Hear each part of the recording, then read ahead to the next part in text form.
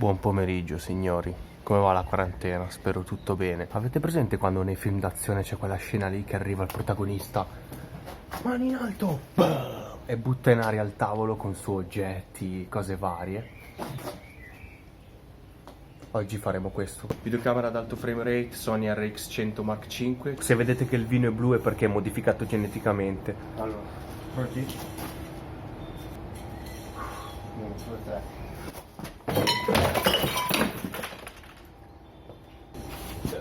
Che cazzo, non me l'aspettavo questo casino. No, certo che no.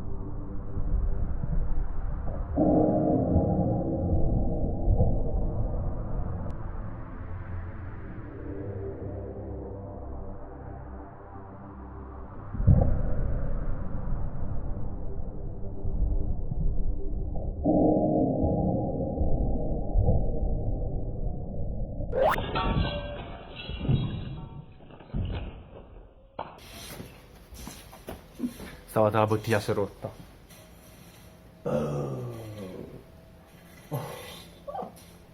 Col martello, guarda tutto. Oh no, questa è spettacolare proprio. Questa è venuta proprio bene. Peccato che non si veda la bottiglia che si rompe.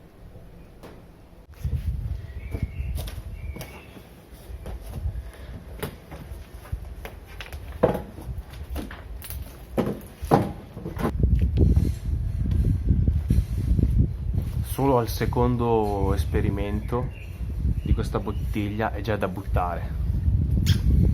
Brava, hai fatto il tuo dovere. Minchia, che disastro. Che disastro. Voi pensate che sia finita qua? Cosa ho in serbo adesso voi non potete capire. Adesso vado un attimo in casa a prendere delle cose e poi torno e vedrete che la prossima ripresa è un arcobaleno di colori infinito.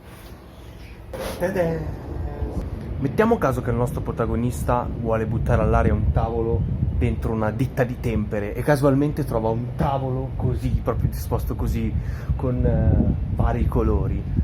Che cosa succede in slow motion? Qui ragazzi faccio un casino che... ma fa niente, questo è per il bene della scienza.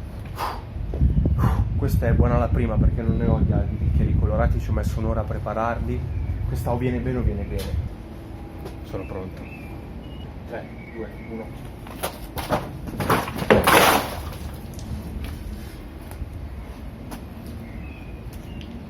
Oh!